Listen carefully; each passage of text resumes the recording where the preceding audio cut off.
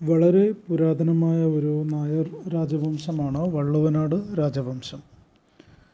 ഈ രാജകുടുംബത്തിലെ മുതിർന്ന വ്യക്തി വല്ലഭൻ അല്ലെങ്കിൽ വള്ളുവ കോനാതിരി മൂപ്പിൽ നായർ എന്നറിയപ്പെടുന്നു.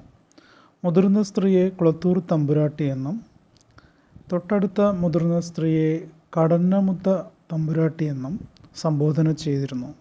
പല നായർ രാജകുടുംബങ്ങളിലെ പോലെ തന്നെ ഇവിടെയും മരുമക്കത്തായമാണ് ദായകക്രമം.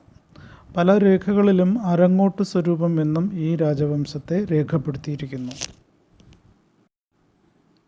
അരിപ്ര, ഐരനഴി, കടന്നമന്ന, മങ്കട എന്നിവയാണ് ശാഖകൾ. മുതിർന്ന പുരുഷ സ്ഥാനീയരെ വള്ളുവ കോനാതിരി മൂപ്പിൽ നായർ എന്നും മറ്റുള്ളവർക്ക് വെള്ളാൽപ്പാട്, വെള്ളോടി, തലച്ചിപ്പാട്, ഇടതരപ്പാട്, കുളത്തൂർ തമ്പുരാൻ എന്നുമാണ് സ്ഥാനപ്പേരുകൾ. പതിൻപാരക്കര തമ്പുരാൻ എന്നത് വള്ളുവ കോനാതിരി മൂപ്പിൽ നായർ ചില നായർ പ്രമാണിമാർക്ക് നൽകുന്ന സ്ഥാനപ്പേരാണ്. ഈ സ്ഥാനമുള്ള ആൾക്ക് ചില ഭൂമി പ്രദേശങ്ങളിൽ പ്രത്യേക അധികാരവും അവകാശങ്ങളും ഉണ്ടായിരുന്നു. കുന്നത്തിൽ മടമ്പിൽ നായർ, അതായത് മണ്ണാർക്കാട്ട് നായർ ആയിരുന്നു വെള്ളത്തിരിയുടെ കിഴക്കേ മേഖലയുടെ അധികാരി.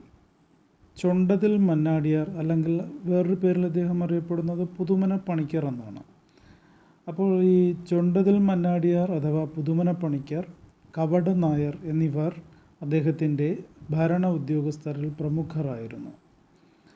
വെള്ളാതിരിയുടെ മറ്റ് 14 അധികാരികൾ 2 നമ്പൂതിരിമാരും 2 രാജകുടുംബങ്ങളും 4 പണിക്കർ നായന്മാരും മറ്റ് 2 നായന്മാരും കൂടാതെ ഇളം പുലക്കാട്ട് അച്ഛൻ, കുളത്തൂർ വാര്യർ, പതിരമണ്ണ വെള്ളോടി, വാരക്കാട്ട് നായർ, കാക്കോട്ട് നായർ, മന്നർമല നായർ, ചെറുകര പിഷാരടി എന്നിവരായിരുന്നു.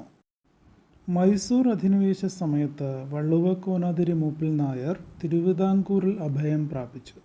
പിന്നീട് ടിപ്പുവിൽ നിന്ന് രക്ഷപ്പെടുവാൻ വെള്ളാൽത്തിരി ബ്രിട്ടീഷുകാരുമായി ധാരണ ഉടമ്പടിയിൽ ഏർപ്പെട്ടു. അതനുസരിച്ച് ഭരണ ചുമതല ബ്രിട്ടീഷുകാർ ഏറ്റെടുക്കുകയും വെള്ളാൽത്തിരിക്ക് തുച്ഛമായ വിശ്രമവേതനവും നൽകി പോന്നു.